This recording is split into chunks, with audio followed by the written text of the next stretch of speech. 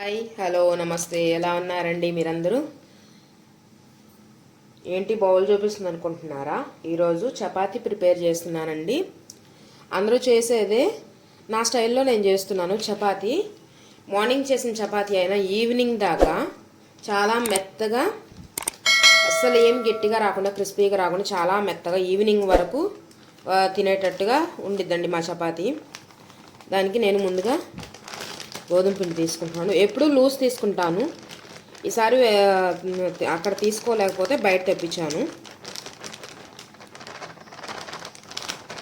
నేను ఎక్కువ ఇంగ్రీడియంట్స్ కూడా చాలామంది పాలు, షుగరు మెత్తగా రావటానికి చాలా చాలా కలుపుతారు, పాలు, షుగర్ అట్లా. నేను అవేమీ కలపనండి, కావాలంటే చూడండి. కానీ ఈవినింగ్ వరకు కూడా చాలా స్మూత్గా, చాలా మెత్తగా ఉంటాయి, చాలా ఇష్టపడతారు చపాతీ. ఇందులో వచ్చేసి పిండి వేసుకున్నాను కదా, ఇప్పుడు 1 స్పూను ఉప్పు, పిండికి సరిపడా ఉప్పు వేసుకోవాలి.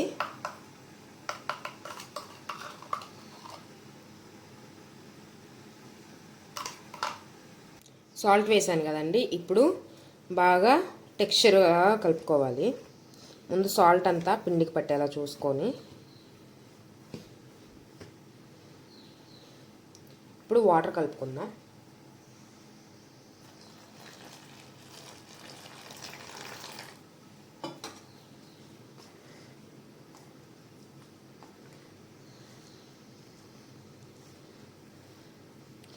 ఎంత వాటర్ పడతాయో చూసుకుంటూ కలుపుకోండి. ఒక్కసారిగా పోసేస్తే ఏంటంటే జావ్ అయిపోతుంది.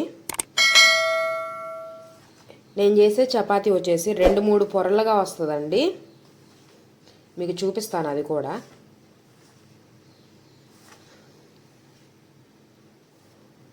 లేట్ ప్రాసెస్ అనిపించినా బయట తినే వాటికంటే కూడా ఇంట్లో చేసుకునే చపాతీ చాలా బాగుంటుంది.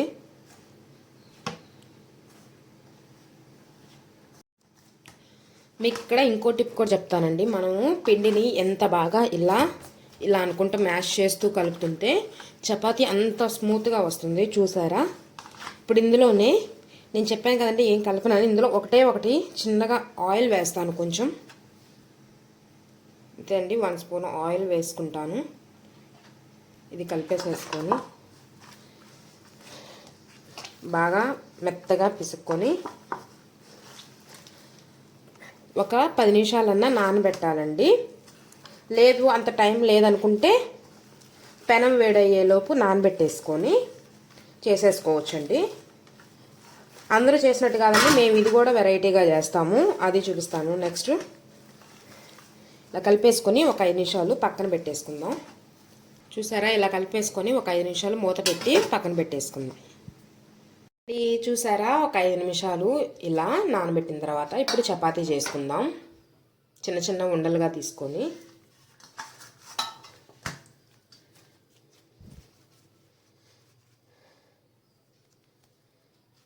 ఈ సైజు ఉండ తీసుకుంటాను నేను. ఈ సైజు ఉండ తీసుకున్న తర్వాత కొంచెం ఆయిల్ వేసుకొని, జస్ట్ పిండికేనండి, నేనేం వేయట్లేదు. ఈ బండ మేము అన్నిటికీ యూజ్ అయ్యిద్ది అన్నట్టు గ్రానైట్ తెప్పించుకున్నాము.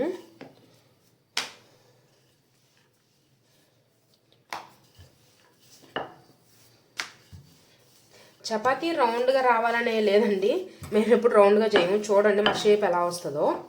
ఇప్పుడు ఇలా ఉంది కదా,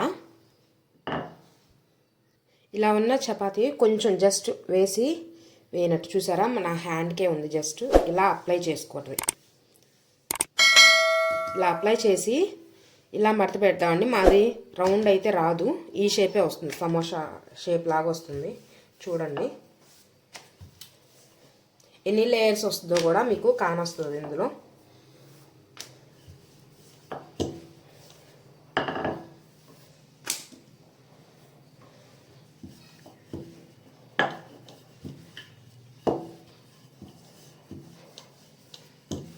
మీరు గమనిస్తే హోటల్ స్టైల్లో కూడా చపాతీ రౌండ్గా రాదండి,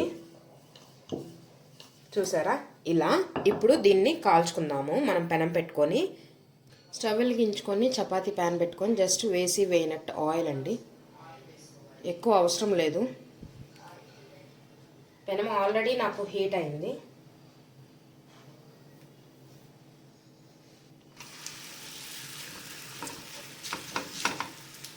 ఇలా ఒకసారి అనుకొని మళ్ళీ ఇలా అనాలి.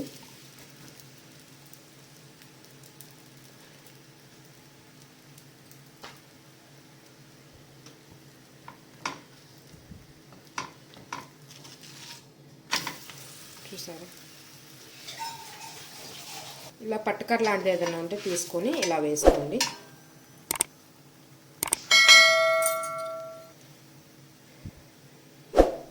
చూడండి ఎలా బబుల్స్ వస్తున్నాయో. ఇలా వస్తే బాగా కాలినట్టండి. కొంతమంది ఇలా సగం కాల్చి పొయ్యి మీద కూడా వేస్తారు, నేను అట్లా పొయ్యి మీద వేయను. చూడండి ఎంత బాగా వస్తుందో, పొంగుతుందో బాగా. మనం ఇలా అనే కొద్దీ ఇంకా పొంగుతూ ఉంటుంది. మిగతా చపాతీలన్నీ కూడా ఇలాగే కాల్చుకోవడం అండి. ఈ చపాతీ రెడీ అయిపోయింది, ఒక ప్లేట్లో తీసేసుకుందాం.